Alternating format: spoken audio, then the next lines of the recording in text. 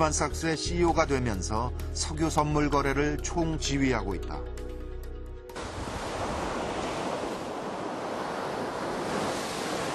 석유 시장의 동향에 대한 골드만삭스의 대처는 재빠르기로 유명하다.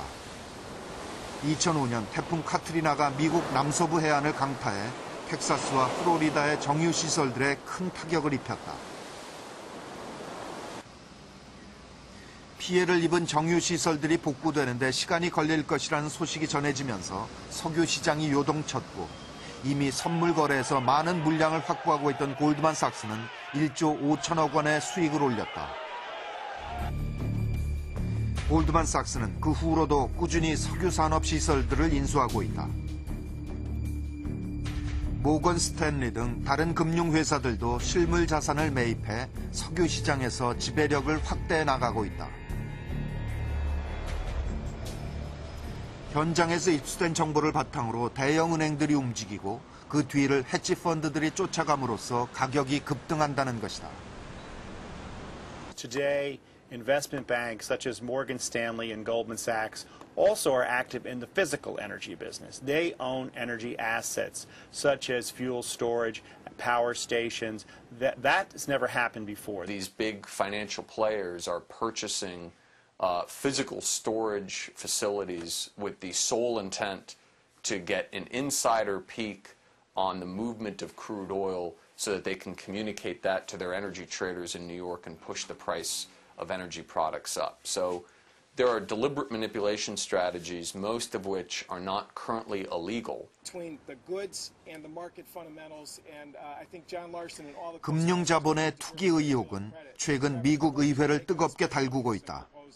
The speculation, rampant, unnecessary speculation that has turned Wall Street into a casino-like atmosphere and causing unbelievable and untold consternation for our consumers, for our truckers, and for our industry. Like a thief in the night, the speculators have come in to take money from the pockets of men and women throughout this country, working men and women. of the fundamental stuff we need for our economy. 요즘 의사당에선 투기 세력 규제 법안을 발표하는 기자회견이 잇따라 열리고 있다. 이미 발표된 법안만 9개. 의원들은 투기 세력이 준동하는 것만 막으면 석유 가격이 최소 30% 이상 떨어질 것이라고 주장한다.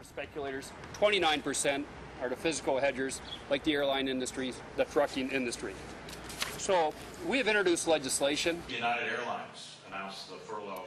취재진이 방문한 날 상원에서는 금융규제기관인 상품선물거래위원회의 권한을 강화하는 법안이 발의됐다. But what we're saying is if you have transparency and you know who is doing the trading, if someone has too much of a position in the market to drive the price, the CFTC can make those requirements and decide how to prevent someone from driving the market higher just to benefit their own position.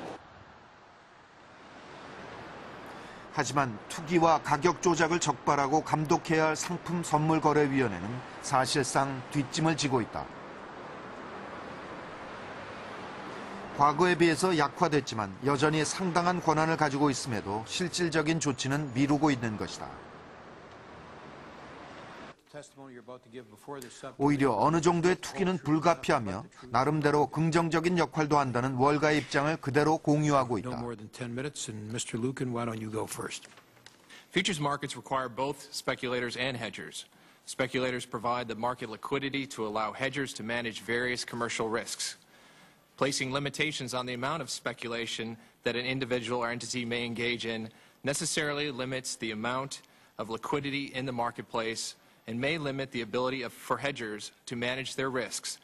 And I want to find out why the CFTC, if you speak for the CFTC, seems to be resisting something which even ICE accepts, at least as of today. Try me again. Yeah, Mr. Chairman, I don't turn it over to Senator. Yeah, like I'm being resistant to this idea. What I'm trying to say is we started to get more information, more transparency in these markets. And to date, that seems to have been effective in these markets. 각계의 비판이 쏟아지자 위원회는 몇몇 기업들에 대해 조사를 벌였다. 그리고 지난주에야 한 에너지 펀드를 사법당국에 고발했다. 투기적인 거래에 대한 감시 체계가 약화된 데는 엔론의 역할이 결정적이었다. 미국판 배후 사태라고 불릴 정도로 시대 회계 부정을 저질렀던 엔론. 미국에서 7번째로 큰 대기업이었으며 혁신적인 기업으로 칭송을 받았었다. 설립자 케네스 레이는 온라인 에너지 거래를 주 수익 모델로 삼았고 이에 대한 규제를 없애기 위해 정치권과 관계기관 등의 다각적인 로비를 벌인 것이다. JR온, BP, 엑선모빌 등이 로비에 동참했다. 엔론의 요구에 적극 호응한 인물은 당시 상품선물거래위원회 위원장 웬디 그램. 그녀는 에너지 기업들에게 재무보고서 제출 의무를 면제해 주었다. She initiated this very close to the 1992 presidential election and conducted the rulemaking during the lame duck period in between the time of the election and the time when Clinton came in. And the day that Clinton took office, she resigned as chairwoman and 5 weeks later accepted a job to be on the board of directors of the Enron Corporation. 엔론과 월가의 로비는 계속됐다.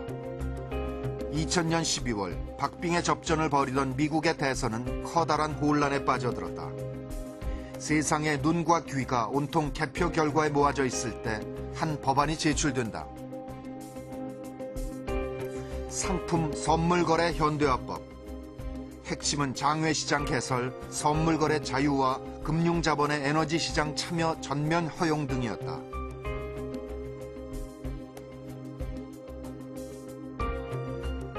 The whole beginning of this problem occurred when the Commodities Future Modernization Act was passed and had all these loopholes in it.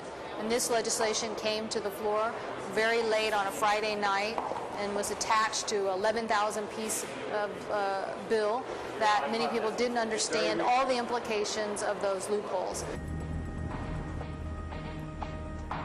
그리고 불과 몇 달 후 에너지 시장에 대한 규제 철폐는 엄청난 재앙을 초래했다. 전기요금은 폭등했고 정전 사태가 잇따랐다. 곳곳에서 엘리베이터가 멎고 예고 없는 암흑천지가 연출됐다.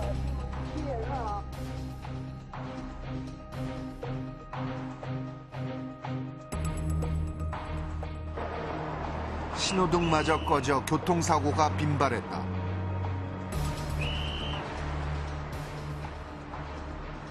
이 모든 사태의 배후에 엔론이 있었다. Anytime there's like congestion on the line, I collect that money. They pay you? Yeah, they pay me for that. Oh shit.